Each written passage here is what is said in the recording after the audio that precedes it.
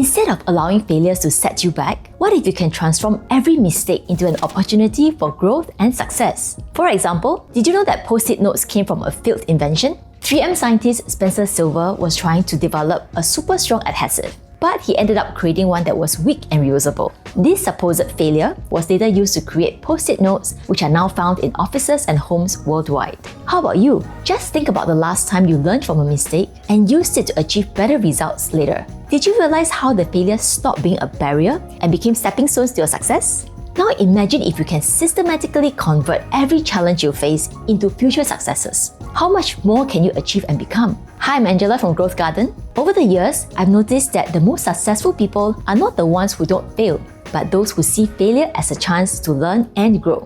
They have what is known as the growth mindset. In this video, we'll explore how this single mindset shift can change your life and how you can cultivate it with 3 practical steps that you can apply right now. Let's start by understanding what is a growth mindset and how do you know if you have a growth mindset or a fixed mindset. The term growth mindset was coined by Carol Dweck and popularized in her book, Mindset. You can learn more about the concepts from the reading graphic summary link that I've included in the description below. For now, let's look at 2 real-world examples to understand the difference between growth versus fixed mindsets. Thomas Edison is renowned for inventing the incandescent light bulb and how he failed thousands of times before he succeeded. He famously said, "I have not failed. I just found 10,000 ways that won't work." This is the ultimate example of a growth mindset. He used each failure to gain valuable insights on the materials and designs that did not work, and finally arrived at his breakthrough, inventing a practical and long-lasting light bulb that changed all our lives. Edison persisted because he saw challenges as temporary obstacles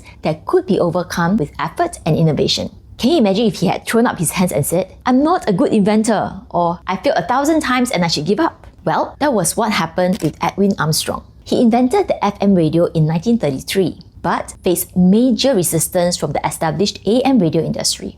Although FM technology was superior, Armstrong had to deal with legal and financial battles, which drained his resources and spirit. Unlike Edison, Armstrong's struggles made him feel defeated and disillusioned. He eventually gave up and felt so hopeless that he ended his life in 1954. After his tragic death, FM radio took off in the late 1950s. Had Armstrong not given up, he would have lived to see the success of his invention. Which mindset do you tend toward? People with fixed mindsets believe that they are stuck with their abilities, personality, or circumstances. They define success as being perfect and free from mistakes, and it affects how they think about failure, success, and effort. When things go wrong, people with fixed mindsets allow the mistakes and failures to define them. They conclude, "I'm a failure," and there's nothing they can do. To them, success is about appearing smart or right, so they're always seeking validation. They prefer to stay in their comfort zone, use tried and tested methods, and surround themselves with people who make them look good. They avoid putting in extra effort because they believe that if they are truly special or talented, they shouldn't have to work so hard. And they're secretly worried, what if I put in my best effort and I'm still not enough? On the other hand, people with growth mindsets measure success in terms of growth and improvement.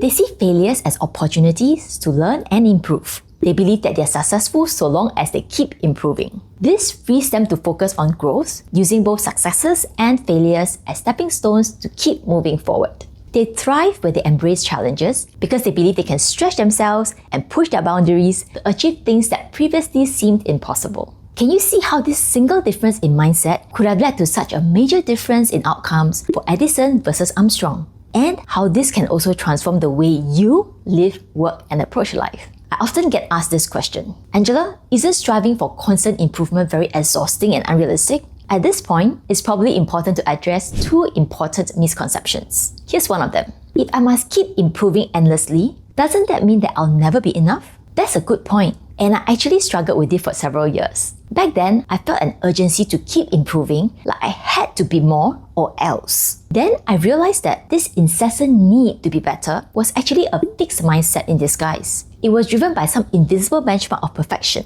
When you truly have a growth mindset, it removes that sense of inadequacy because even if you get upset by failures, which is perfectly normal, you see those missteps and imperfections as a natural part of progress. Think of it this way. If you knew for a fact that you would make your breakthrough after learning from 10,000 failures, will you still see every failure as such a bad thing?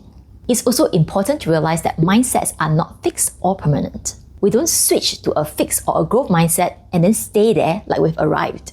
No matter how resilient and positive you are, you will still fluctuate between a fixed mindset and a growth mindset. Like, you might tackle a new project at work with enthusiasm and see it as a learning opportunity. Then you feel defeated when you're facing a relationship challenge at home. The key is to become aware of how we are thinking so we can repeatedly adopt a growth mindset, moment by moment, decision by decision. It's like maintaining physical fitness. Just as you need to exercise regularly to stay fit, you must consciously adopt a growth mindset to make it a natural part of your thinking. As usual, I spent years researching and experimenting with ideas from different books to find actionable strategies that I can use. I ended up with 3 steps that can be repeated to shift to a growth mindset and to keep reinforcing it. Besides Carol Dweck's book, I also used other resources as inspiration for my formula. If you'd like to learn big concepts from these books in just a few minutes, check out the links in the description below. Now, let's dive into a practical 3-step framework to help you cultivate a growth mindset. Each step comes with a powerful tool that you can apply and integrate into your daily life. Let's dive right in. A fixed mindset can often make us feel stuck and unsure of what to do next. That's why the first step is to set growth goals to help you move forward with clear direction and purpose. Start by using a growth journal to jot down the skills or areas that you want to enhance. Ask yourself, what do I want to learn or improve in the next 3 months? Then create a growth plan by breaking down the goal into smaller tasks with realistic targets and improvements that you wish to see.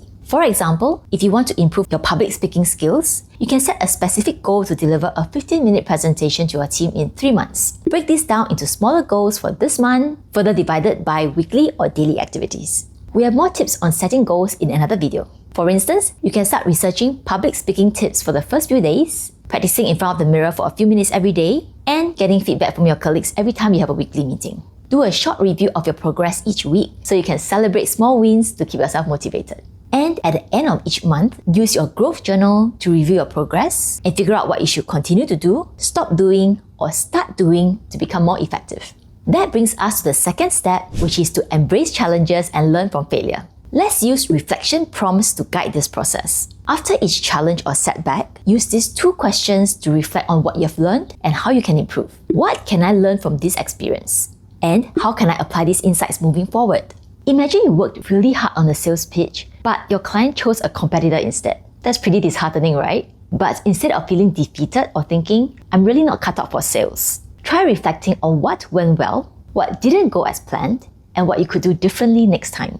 Write your reflections in your growth journal and develop specific strategies for overcoming similar challenges in the future. For example, you might realize that you were lacking some important product information to address your client's concerns. Great! Now you can prepare those information for future sales pitches.